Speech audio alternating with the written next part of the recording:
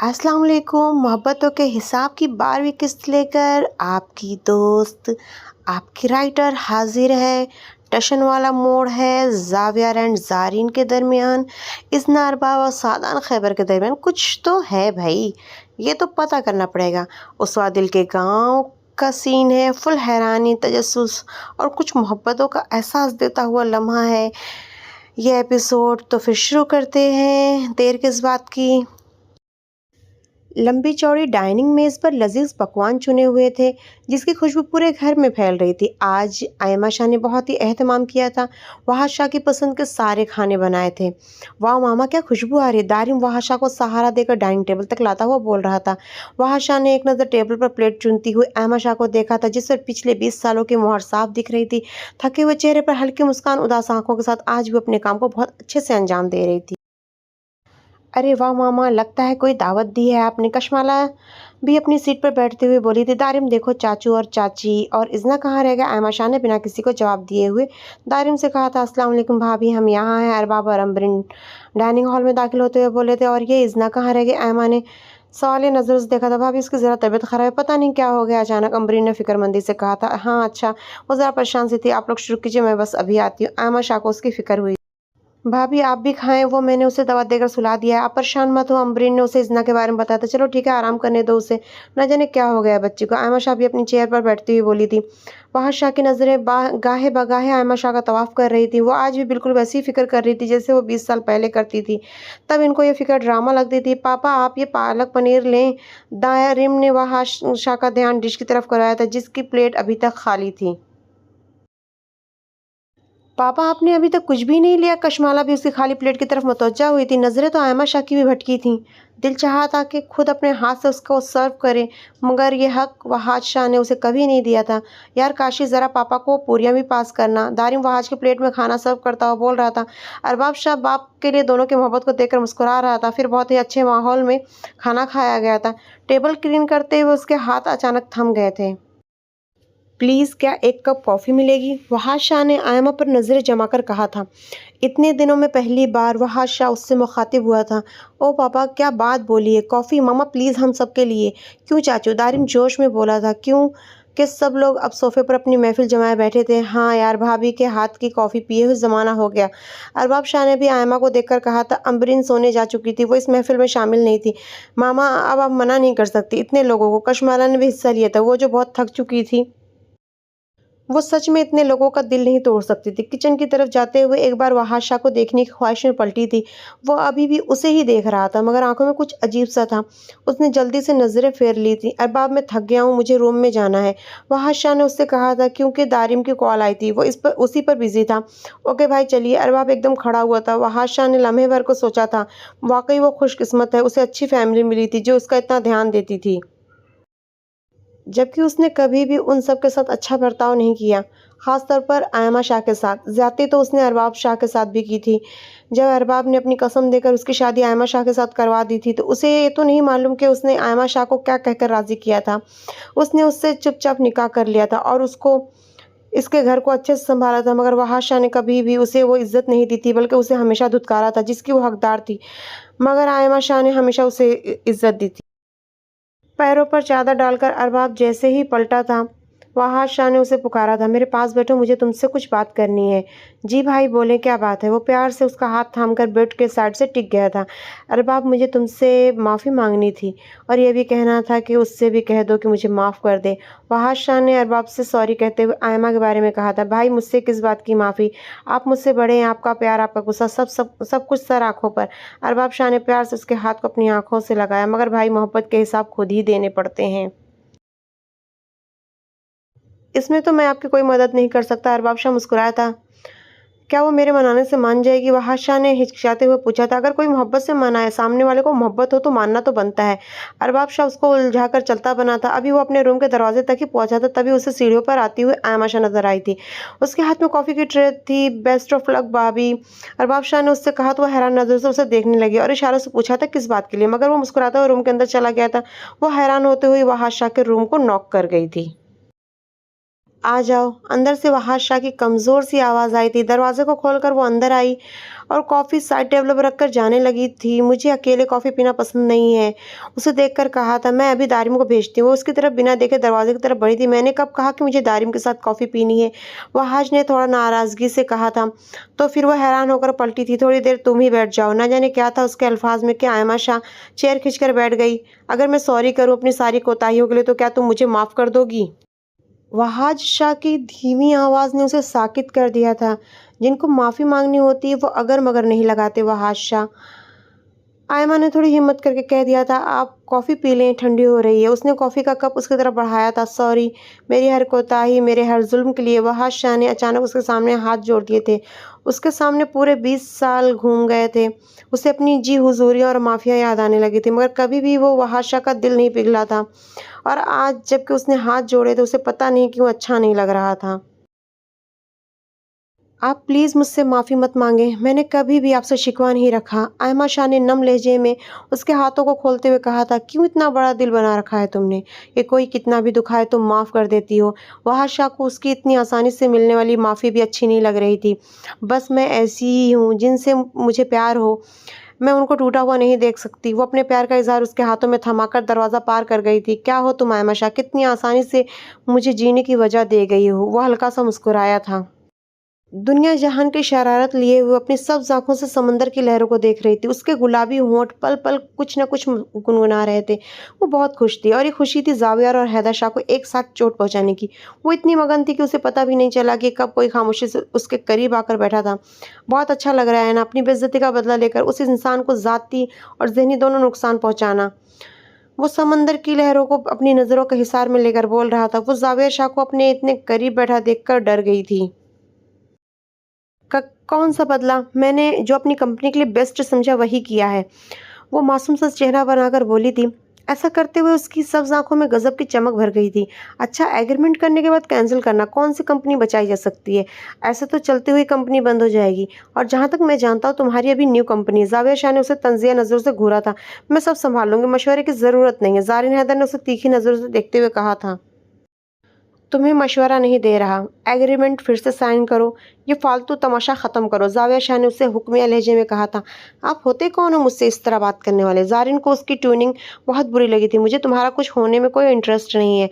बस ज़ाविया शाह ने एक बार फैसला कर लिया कि वह हैदर ग्रुप ऑफ कंपनीज के साथ काम करेगा तो वो काम करेगा, इसमें कोई बदलाव नहीं होगा। ज़ाविया ने सब ज़ाखों वाली आफत को घूरा था। मैं भी कुछ ऐसी ही हूँ, जो एक बार सोच ले वो सोच ले, फिर उससे पीछे नहीं हटती। ज़ारिन हैदर ने ज़िद्दी लहजे में कहा था। मिस हैदर, पहली बार ऐसा है कि मैं किसी से रिक्वेस्ट कर रहा हूँ। पता नहीं क्यों, लेकिन अगर आप चाहती हैं कि मैं आपसे ज़बरदस्ती करूँ तो ये भी हो जाएगा। ज़ाविया ने सख्ती से कहा था। तो आप अपनी पावर आजमा लो। ज़ारिन हैदर टूटेगी या ज़ाविया शाह का गुरूर, ये तो समझ आ ही जाएगा। ज़ारिन ने उसकी आंखों में देखकर कहा था और फिर उसकी काली गहरी आंखें देखकर वो चौंक गई थी। सोच लो मिस हैदर, नरमी अगर गुस्से में बदल गई तो तुम्हारे लिए अच्छा नहीं होगा। ज़ावियर का मूड एकदम ख़राब हुआ था। ओ हेलो मिस्टर, तुम्हारी नरमी और तुम्हारा गुस्सा मेरी जूती पर है, ज़ारिन ने भड़क कर कहा था। नॉनसेंस चुड़ैल, ज़ावियर उसको घूरता हुआ बड़बड़ाया था। जो बोल रहे हो साफ साफ बोलो, मैं कोई डरती हूँ क्या? ज़ारिन हैदर ने उसकी बड़बड़ाहट सुनकर मुस्कुराकर बोली थी। ज़ावियर ने इस पल में माशा लड़की को अजीब नज़र से देखा था और वहाँ से चुपचाप उठकर चला गया था। वाह वाह ज़ारिन हैदर, तुमने तो ज़ाविया शाह की छुट्टी कर दी। वो इसको बिना कुछ बोले चुपचाप जाता हुआ देखकर अपनी पीठ थपथपाई थी। अरे तुम भी शांत हो गई? वो लहरों को शांत देकर बड़बड़ाई थी। तूफान आने से पहले शांति ही होती है। ये बात शायद ज़ारिन हैदर के जहन से निकल गई थी, वरना वो ज़ावियर की खामोशी पर सेलिब्रेट नहीं करती। वो रोज़ उसके ऑफिस के चक्कर लगा रहा था। कभी तो उससे मुलाकात होगी, मगर आज हफ्ता होने को आया था। डेली उसकी असिस्टेंट सामिया से उसके आने की अपडेट लेता रहा, मगर उसने यही बताया कि मैम बीमार हैं। न जाने क्यों उसे इज़्ना अरबाब की फ़िक्र हुई थी। दोनों की लड़ाई के बाद से वो कहीं भी नज़र नहीं आई थी। फिर वो उसके ऑफिस आने लगा था। उसे यहाँ आने के बाद वो बात पता चली थी जिसकी वजह से इज़्ना अरबाब इल्हा खान से मिली थी, और इसका जो गुस्सा था वो अफसोस में बदल गया था, क्योंकि इल्हा खान ने इज़्ना को उठवाने की धमकी दी थी। और उसकी धमकी सुनकर इज़्ना ने उसके फार्म हाउस वाले ऑफिस में जाकर उसकी दुर्गत बनाई थी, जिससे सादान खैबर का मिशन फेल हो गया था। उसे इज़्ना की बहादुरी का सुनकर जहाँ खुशी हुई थी, वहीं पर उसे अपने रवैये पर अफसोस हुआ था, मगर वो थी कि ज़माने से छुप कर बैठ गई थी। वो सीधा घर वापस आया था, क्योंकि उसे पुलिस स्टेशन में बिल्कुल अच्छा नहीं लग रहा था। वो जैसे ही घर में दाखिल हुआ, उसने तैयबा को देखा। कपड़ों का एक ढेर लेकर वो सीढ़ियाँ चढ़ रही थी। ये क्या कर रही हो तैयबा? और मामा कहाँ हैं? उसने आंसा हैदर का पूछा था। खाला जी तो ज़ारीन आपी के नए घर गई हैं और ये वो कपड़े हैं जो ज़ारीन आपी ने मुझे दिए हैं। तैयबा ने खुश होकर बताया था। कौन सा नया घर? किसका नया घर? उसे अपने कानों पर यकीन नहीं हो रहा था। अरे भैया जी, ज़ारीन आपी का नया घर। उन्होंने वो नई वाली कॉलोनी है ना, जहाँ पर सब वकील लोग रहते हैं, वहीं पर लिया है घर। तैयबा ने उसे मज़ीद इन्फॉर्मेशन दी थी। थैंक यू तैयबा, मैं भी आता हूँ। वो उल्टे कदम वापस होता। अरे भैया जी, खाना तो खा लीजिए, वो पुकारी थी।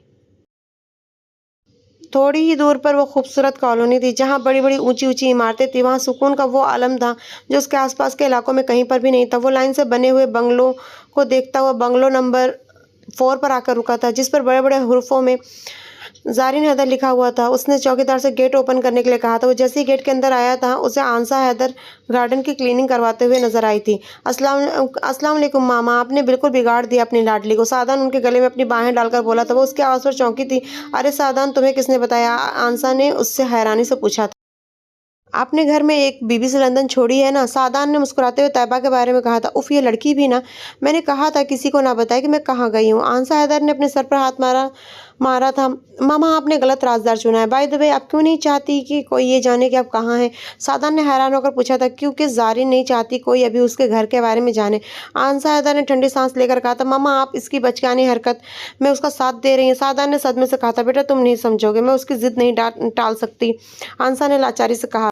मामा, आप उसे बिगाड़ रही हैं समझाने के बजाय। वैसे मोहतरमा ने घर बहुत खूबसूरत लिया है। मैं ज़रा अंदर भी घर को देख कर आता हूँ। सादान कहता हुआ घर के अंदर गया था। वो पूरे घर को घूम घूम कर देख रहा था।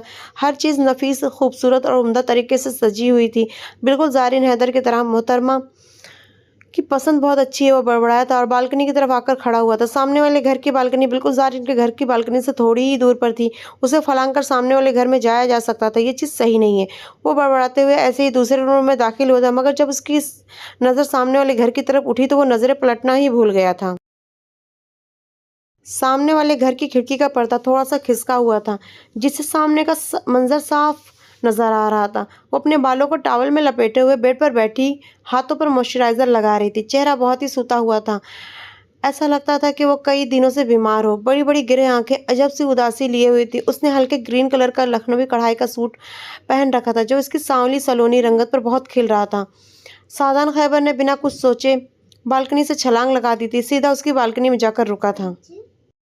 उसने थोड़ा शीशे को हल्का सा खिसकाया तो खुशकिस्मती से खुल गया था। बस फिर क्या था, पुलिस ट्रेनिंग काम आई और वो उसके रूम में था। इज़्ना का सारा ध्यान न जाने कहाँ था। वो किन ख्यालों में थी, सादान को कुछ समझ नहीं आया था। मिस इज़्ना अरबाब। सादान की गंभीर आवाज़ सुनकर इज़्ना की चीख निकल गई थी और उसने जल्दी से इज़्ना के मुंह पर हाथ रखा था। वो हैरानी से सादान को देख रही थी। वो उसके कमरे में कैसे आया? मैं आपके मुंह पर से हाथ हटा रहा हूँ। आप वादा करो कि आप चीखोगी नहीं। सादान ने कहा तो उसने हाँ में सर हिलाया था। आप अपना बदला लेने के लिए मेरे कमरे तक आ गए? इज़्ना ने धीमी आवाज़ में सख्त लहजे में कहा था। नहीं, मैं आपसे सॉरी कहने आया हूँ, उस दिन के लिए। सादान ने उसकी ग्रे आंखों में अपनी काली आंखें गड़ाकर कहा था। ठीक है, मैंने ले लिया सॉरी, अब आप यहाँ से जाइए। इज़्ना ने उसे जाने के लिए कहा था तो सादान को बुरा लगा। अगर मैं ना जाऊँ तो? सादान ने उसे छेड़ने के लिए उसकी आंखों में झांक कर कहा तो मैं शोर मचाकर अपनी पूरी फैमिली को यहाँ जमा कर लूँगी। इज़्ना ने फाड़ खाने वाले लहजे में कहा। उसे कहा तो वो हंस पड़ा था। ओके बाबा, मैं जाता हूँ। जैसे आया था वैसे ही खिड़की से गायब हो गया। बस के लंबे सफ़र ने उसके गुर्दों तक की हालत ख़राब कर दी थी और अब ये पतली सी पगडंडी जिस पर उसे पैदल जाना था, उसने अपनी चुल को लाखों बार कोसा था। क्यों वो गांव आई? हुआ यूं कि उसकी दूर की बुआ अचानक शहर में मिली थी, जिन्होंने बताया कि उसके दादाजी बहुत बीमार हैं। बस फिर क्या था, उस आदिल ने दादाजी को देखने का प्लान बना लिया और एडवेंचर के लिए उसने गाँव तक बस का सफ़र किया था। मगर उसे नहीं मालूम था कि सारा एडवेंचर उस पर भारी पड़ने वाला है। अगर ज़ारिन होती तो उसे इस बेवकूफ़ी से ज़रूर रोकती। उसने ना किसी को कॉल किया था और ना ही किसी को मालूम था कि उसवा आदिल गाँव आ रही है। वो चलते-चलते थक गई थी, मगर उसकी ये जानी-पहचानी पगडंडियाँ ख़त्म ही नहीं हो रही थी। अल्लाह मदद कर दे मेरी, उसने पुकारा ही था कि सामने से मोटरसाइकिल पर कोई आता हुआ दिखाई दिया था। वो शख्स जब करीब आया तो उसवा की आँखें उबलने को तैयार थी, क्योंकि वो उसका सबसे बड़ा दुश्मन गाँव के ज़मींदार का बिगड़ैल बेटा रामिश था। ओह! ये तो गाँव में बताने वाली बात है कि मिस उसवा आदिल अपने नाज़ुक पैरों से पगडंडियाँ चलती हुई आ रही हैं। इसने उसे पहचान कर उसका मज़ाक बनाया था। Shut up! अगर मदद कर सकते हो करो, नहीं तो चलते बनो। उसवा ने उसे फाड़ खाने वाले लहजे में कहा था। तुम्हारी मदद मैं मरकर भी नहीं ना करूं। उसके पास से अपनी बाइक को तेज से भगाता हुआ चला गया था, कमीना कहीं का। उसवा ने उसे मुंह ही मुंह में गाली दी थी। अरे आप उसवा आप ही हैं ना? अचानक उसके पीछे से कोई बोला था। उसने पलटकर देखा तो उसकी बाजें खिल गई थीं। वो एक 12-13 साल का बच्चा था, मगर खुशी की बात ये थी कि उसके पास साइकिल थी। उसने झट बच्चे से साइकिल ली और उसे कैरियर पर बैठने का इशारा किया और फिर वो गाँव की तरफ हवा की तरह चल पड़ी थी। उसवा आदिल बड़े दिल वाले और छोटे से गांव की बेटी थी। वो जब घर पहुंची तो सारे लोग उसे देखकर बहुत खुश हो गए थे। दादाजी जो कई दिनों से बीमार थे, दिल ही दिल में उसवा को याद कर रहे थे। वो उसे अपने कलेजे से लगाए हुए बैठे रहे। देखिए, आपने मुझे नहीं बताया, मगर मुझे फरहीन बुआ मिली थी। उन्होंने बताया कि आप बीमार हो। उसवा ने अपने दादा अकरम अली से शिकायत की थी। मैंने तो बहुत कहा था दादा से कि उसवा आप ही को बता देते हैं कि आप बीमार हो, मगर दादा तो मानते ही नहीं थे मेरी बात। राबिल जो उसवा के चाचा की बेटी थी, शिकायती लहजे में बोली थी, अरे कोई बात नहीं, अब मैं आ गई हूँ ना, दादा फटाफट ठीक हो जाएंगे। उसवा लाड से बोली थी। हाँ, ये तो तुमने सच कहा। उसवा के चाचा आदिल उसके सर पर हाथ फेरते हुए बोले थे, अस्सलाम वालेकुम चाचू, कैसे हो आप? उसवा उठकर चाचू के गले लग गई थी। मैं ठीक हूँ बेटा, आप कैसी हो? कैसी जा रही है आपकी पढ़ाई? पढ़ाई अच्छी जा रही है। ये बाबा और अरशान किधर हैं? उसने अपनी माँ से पूछा था, जो उसके लिए नाश्ते की ट्रे उठाए चली आ रही थी। तेरे बाबा खेतों में होंगे और अरशान कहीं गली मोहल्ले में क्रिकेट खेल रहा होगा। उसवा की माँ नायमा ने नाश्ते की टेबल दुरुस्त करते हुए कहा था, चाची तो किचन में होंगी। मगर ये बेला रानी किधर है? उसने राबिल से पूछा था। पड़ोस के मोहल्ले में उसकी दोस्त की शादी है, वो वहीं पर गई है। राबिल ने हंसते हुए बताया था। ये आज भी इतनी ही एक्साइटेड रहती है शादी को लेकर। उसवा भी हंसी थी। दादा अकरम अली अपने घर में खुशी की बहार देखकर एकदम से ठीक हो गए थे। उनकी ये पोती उसवा दिल उनके जिगर का टुकड़ा थी। सब लोग उसवा को घेरे बैठे हुए थे और वो अपनी नई नई बातों से सबको हंसा रही थी। जारी है वाइब ए नॉवेल लवर्स।